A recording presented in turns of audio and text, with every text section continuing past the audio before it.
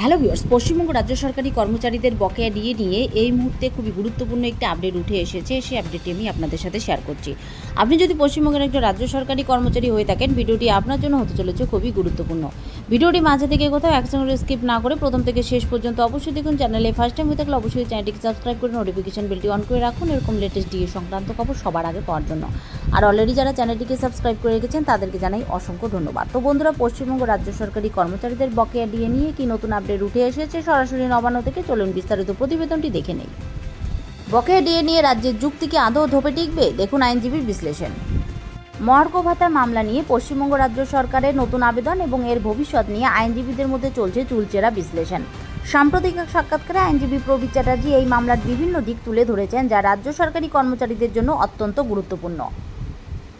প্রবীরবাবুর মতে মহার্ঘ ভাতা কর্মচারীদের একটি সাংবিধানিক অধিকার। বিচারপতি রবীন্দ্রনাথ সামন্তের রায়কে উদ্ধৃত করে তিনি বলেন যে ডিএ প্রদান রাজ্য সরকারের ইচ্ছার উপর নির্ভর করে না, এটি কর্মচারীদের প্রাপ্য এবং তা দিতে রাজ্য সরকার বাধ্য। তার মধ্যে রাজ্য সরকার দিয়ে আটকে রাখার যে চেষ্টা করছে তা আইনত ভিত্তিহীন এবং প্রচেষ্টা ব্যর্থ হতে বাধ্য।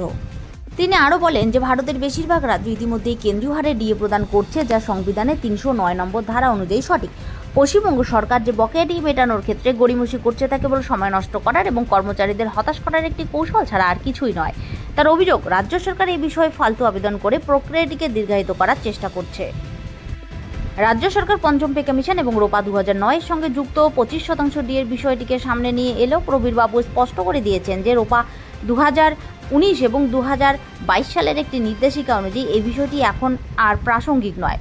বর্তমানে বকেয়া এবং চলতি ডিএ নিয়ে যে নির্দেশিকা রয়েছে সেটাই কার্যকর। তার মতে পে কমিশনের সুপারিশ ঐচ্ছিক, এই যুক্তি দেখিয়ে রাজ্য সরকার আসলে নিজেদের দায়িত্ব এড়িয়ে যেতে চাইছে।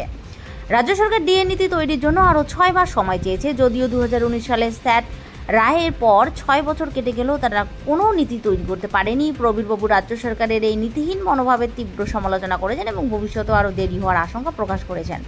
রাজ্য সরকার দাবি করেছে যে বকেয়া ডিএ মেটানোর জন্য তাদের কেন্দ্রীয় সরকারের কাছ থেকে ঋণ নিতে হবে, কিন্তু প্রবীরবাবু জানিয়েছেন যে তারা আদালতে এমনি নথি জমা দিয়েছেন যা প্রমাণ করে যে রাজ্যের কাছে পর্যাপ্ত তহবিল রয়েছে। এই পরিস্থিতিতে রাজ্যের আর্থিক দুরবস্থার দাবি একেবারেই গ্রহণযোগ্য নয়। সুপ্রিম কোর্টের নির্দেশ ছিল যে কোনো রকম পক্ষপাতিত্ব ছাড়াই বকেয়া ডিএ দিতে হবে, কিন্তু রাজ্য সরকার সেই নির্দেশ অমান্য করে টাকা সুপ্রিম কোর্টের অ্যাকাউন্টে রাখার প্রস্তাব দিয়েছে, যা সরাসরি আদালতের অবমাননা। প্রবীরবাবু জোর দিয়ে বলেছেন যে সুপ্রিম কোর্ট এমন কোনো নির্দেশ দেয়নি। প্রবীরবাবু রাজ্য সরকারি কর্মচারীদের ধৈর্য ধরার পরামর্শ দিয়েছেন।